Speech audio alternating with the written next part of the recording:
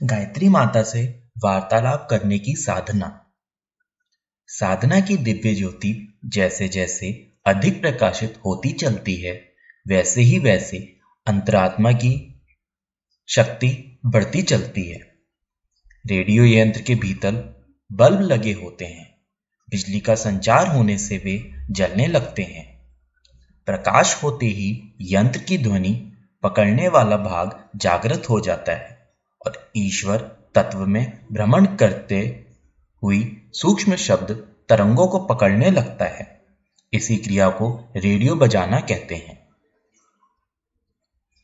साधना एक बिजली है जिससे मन, बुद्धि, चित्त, अहंकार के बल्ब दिव्य ज्योति से जगमगाने लगते हैं। इस प्रकार का सीधा प्रभाव अंतरात्मा पर पड़ता है, जिससे उसकी सूक्ष्म चेतना जागृत हो जाती है और दिव्य संदेशों को, ईश्वरीय आदेशों को, प्रकृति के गुप्त रहस्य को समझने की योग्यता उत्पन्न हो जाती है। इस प्रकार साधक का अंतःकरण रेडियो का उदाहरण बन जाता है और उसके द्वारा सूक्ष्म जगत की बड़ी बड़ी रहस्यमय बातों का प्रकटीकरण होने लगता है। दर्पण जितना ही स्वच्छ, निर्मल होगा, उतना ही उसमें प्रतिछाया स्पष्ट दिखाई देगी। मैला दर्पण धुंधला होता है, उसमें चेहरा साफ दिखाई नहीं पड़ता। साधना से अंतरात्मा निर्मल हो जाती है और उसमें दैवी तत्वों का, ईश्वरीय संकेतों का अनुभव स्पष्ट रूप से होता है। अंधेरे में क्या हो रहा है ये जानना कठिन है, पर दीपक जला देने पर क्षण भर में अंधकार में छिपी हुई सारी बातें प्रकट हो जाती हैं और पहले का रहस्य तब भली प्रकार प्रत्यक्ष हो जाता है। गायत्री साधकों की मनोभूमि साफ हो जाती है, उनमें अनेक गुप्त बातों के रहस्य अपने आप स्पष्ट होने लगते हैं। इसी तथ्य को गायत्री दर्शन का वार्तालाप भी कह सकते हैं। स्वप्न में या जागृत अवस्था में भगवती के दर्शन करने का दिव्य कानों का सौभाग्य प्राप्त होता है। किसी को प्रकाशमयी ज्योति के रूप में, किसी को अलौकिक देवी रूप में, किसी को संबंधित किसी स्नेहमयी नारी के रूप में दर्शन होते हैं। कोई उसके संदेश प्रत्यक्ष वार्तालाप जैसे प्राप्त करते हैं, किसी को किसी बहाने घुमा फिरा कर बात सुनाई या समझाई गई प्रतीत होती है, किन्हीं को आकाशवाणी की तरह स्पष्ट शब्दों में आदेश होता है। ये साधकों की विशेष मनोभूमि पर निर्भर है। हरेक को इस प्रकार के अनुभव नहीं हो सकते, परंतु एक प्रकार से हर एक साधक माता के समीप पहुंच जाता है और उनसे अपनी आत्मिक स्थिति के अनुरूप स्पष्ट या अस्पष्ट उत्तर प्राप्त कर सकता है। एक तरीका यह है कि एकांत स्थान में शांत चित्त होकर आराम से शरीर को ढीला करके बैठें, चित्त को चिंता से रहित रखें, शरीर और वस्त्र शुद्ध हों, नेत्र बंद करके प्रकाश, ज्योति, हंस वाहिनी के रूप में हृदय स्थान पर गायत्री शक्ति का ध्यान करें और मन ही मन अपने को भगवती के सन्मुख बार बार दोहराएं। ये ध्यान 10 मिनट करने के उपरांत 3 लंबे श्वास इस प्रकार खींचें मानो अखिल वायु मंडल में व्याप्त महाशक्ति श्वास द्वारा प्रवेश करके अंतःकरण के कण कण में व्याप्त हो गई हैं। अब ध्यान बंद कर दीजिए। मन को सब प्रकार के विचारों से बिल्कुल शून्य कर दीजिए। अपनी ओर से कोई भी विचार ना उठाएं। मन और हृदय सर्वथा विचार शून्य हो जाना चाहिए। इस शून्य अवस्था में स्तब्धता को भंग करती हुई अंतःकरण में सफूर्णा होती है, जिसमें अनायास ही कोई अचिंत्य भाव उपज पड़ता है। यकायक कोई विचार अंतरात्मा में इस प्रकार अद्भुत होता है मानो किसी अज्ञात शक्ति ने उत्तर सुझाया हो। पवित्र हृदय जब उपयुक्त साधना द्वारा और भी अधिक दिव्य पवित्रता से परिपूर्ण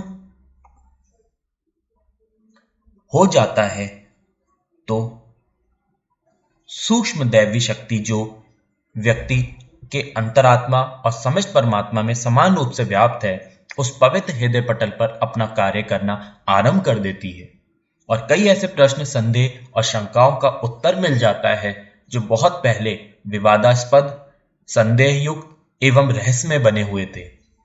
इस प्रकार से भगवती वेद माता गायत्री साधक से वार्तालाप करती हैं और उसकी जिज्ञासाओं का समाधान करती हैं। ये क्रम यदि व्यवस्था पूर्वक आगे बढ़ता रहे तो आगे चलकर उस शरीर रहित दिव्य माता से उसी प्रकार वार्तालाप करना संभव हो सकता है जैसे कि जन्म देने वाली तनधारी माता से बात करना संभव और सुगम होता है। माता से वार्तालाप का विषय अपनी निम्न कोटि की आवश्यकताओं के संबंध में नहीं होना चाहिए। विशेषतः आर्थिक प्रश्नों का लोभी ना बनना चाहिए, क्योंकि ऐसे प्रश्नों के साथ साथ मन में स्वार्थ, संसारिकता आदि के अन्य अनेक मलिन भाव उठ जाते हैं और अंतःकरण की उस पवित्रता को नष्ट कर देते हैं जो कि माता से बात करने के संबंध में आवश्यक है। चोरी में गई वस्तु, जमीन में गड़ा धन, तेजी, मंदी, सट्टा, लॉटरी, हार जीत, आयु, संतान, स्त्री, मुकदमा, नौकरी, लाभ हानि जैसे प्रश्नों को माध्यम बनाकर जो लोग उस दैवी शक्ति से वार्तालाप करना चाहते हैं वे माता की दृष्टि में इस योग्य ऐसे अधिकारी नहीं समझे जाते जिनके साथ उससे वार्तालाप करना चाहिए। ऐसे अनधिकारी लोगों के प्रयत्न प्राय असफल रहते हैं। उनकी मनोभूमि में प्राय कोई देवी संदेश आते ही नहीं। यदि आते हैं तो वे माता के शब्द न होकर अन्य स्रोतों से उद्भव हुए होते हैं। फलस्वरूप उनकी सहायता विश्वसत्ता संदिग्ध होती है। वर्तमान समय में ये दोष लोगों में बहुत अधिक फैल गया है। इस अर्थ युग में धन को इतना अधिक महत्व दिया गया है कि उसके सामने मनुष्य को आध्यात्मिक शक्तियां प्राय कुंठित हो गई हैं। ऐसे लोगों की दृष्टि में देवी देवताओं की पूजा और ईश्वर की उपासना का मूल्य भी यही है कि इनके द्वारा सांसारिक वैभव समाप्ति की प्राप्ति हो। रुपयों की मोहिनी माया ने मनुष्यों की बुद्धि को इतना अधिक आच्छादित कर दिया है कि वे धन के लिए धर्म को बड़ी जल्दी त्यागने बेचने को तैयार हो जाते हैं। ऐसे लोगों का ये आशा करना कि थोड़े बहुत पूजा पाठ, जप कीर्तन या अन्य प्रकार के धार्मिक कर्म कांड से उनको अलौकिक शक्ति का आभास मिलने लगेगा या वे आवश्यकता पड़ने पर दैवी सहायता पा सकेंगे निरर्थक है। इस प्रकार की विशेष सुविधा और अनुग्रह के अधिकारी वे ही व्यक्ति हो सकते हैं जो अपना दृष्टिकोण पर्याप्त ऊंचा रखें और केवल स्वार्थ पर ही नहीं परमार्थ की ओर भी सदैव ध्यान देते हैं। माता से वार्तालाप अत्यधिक धार्मिक, आत्मकल्याणी, जनहितकारी, लोकहित के प्रश्नों को लेकर करना चाहिए। कर्तव्य अकर्तव्य की गुत्थियों को, विवादास्पद विचारों, विश्वासों और मान्यताओं को लेकर ये वार्तालाप आरंभ होना चाहिए। इस प्रकार के वार्तालाप में अपने तथा दूसरे मनुष्य के पूर्व संबंधों के बारे में कई महत्वपूर्ण बातें प्रकाश में आती हैं। जीवन निर्माण के सुझाव मिलते हैं तथा ऐसे संकेत मिलते हैं जिनके अनुसार कार्य करने पर इस जीवन में आशाजनक सफलताएं प्राप्त होती हैं। सद्गुणों का, सात्विकता का, मनोबल का, दूरदर्शिता का, बुद्धिमत्ता का तथा आंतरिक शक्ति का उद्भव तो अवश्य ही होता है। इस प्रकार माता का वार्तालाप साधक के लिए सब प्रकार से कल्याणकारक ही सिद्ध होता है। जय हो वेद माता गायत्री की।